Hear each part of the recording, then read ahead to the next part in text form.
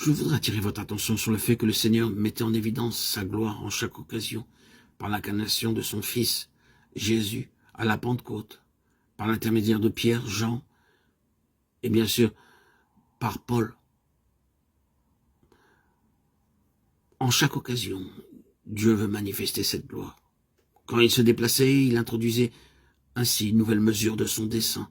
Toutes ces choses étaient des étapes conduisant vers le dessein de Dieu à travers les âges, et chaque étape était confortée par une nouvelle vision de la gloire du Seigneur dans la vie de ceux qui étaient les instruments de Dieu. C'est pourquoi, dans le cas des prophètes, des apôtres, leur ministère était le ministère de la grandeur et de la gloire du Seigneur. C'est aussi cette vision de la gloire de Christ qui façonna le caractère et donna du sens et de la force à la présence du peuple de Dieu ici-bas dans ce monde. Tout cela avait alors une signification, car la finalité de Dieu et l'objet de Dieu, c'est la gloire, et tout ce qu'il fait est gouverné par cela. Dieu désire que tout soit conduit par sa main et pour sa gloire.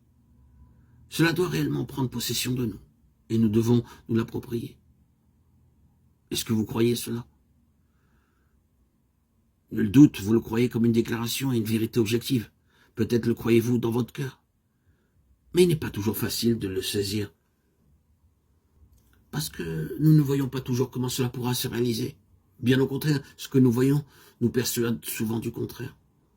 Oh.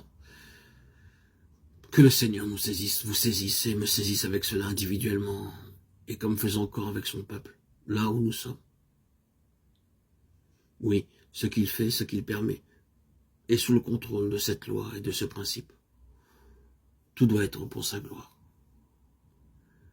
C'est ce qu'il a en pensée et ce qu'il fera, car finalement, il ne sera pas contrecarré dans la réalisation de son dessein.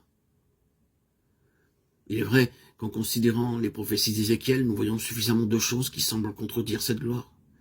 Mais vous ne pouvez pas ignorer le fait que cette gloire fut révélée dès les premiers chapitres. Certes, elle ne se retrouve qu'à la fin, si bien que vous devez vous frayer un chemin à travers tous ces récits de jugement et de malheur qui peuvent parfois nous lasser. Mais pour finir, vous disiez que Dieu se manifeste en prenant les choses en main. Il nous était dit que dès le commencement, tout était gouverné par la gloire. Dans tout ce qui arrive, tout ce qui doit être dit jusqu'au bout, c'est la gloire de Dieu qui gouvernera. Elle est là, comme le fondement même de tout. Nous devons bien prendre garde à cela. Quelle est la finalité de Dieu? Paul l'a vu et nous l'a transmis dans une incomparable citation. À lui seule la gloire dans l'Église et dans toutes les générations au siècle des siècles. Éphésiens 3, 21. Vous ne pouvez pas aller au-delà de cela. C'est la suprême finalité. Dans toutes les générations au siècle des siècles en Jésus-Christ. Amen. Alléluia. Gloire à Dieu au plus haut des cieux et paix sur la terre aux hommes qu'il aime, à toi, Seigneur, tout honneur et toute gloire pour les siècles des siècles.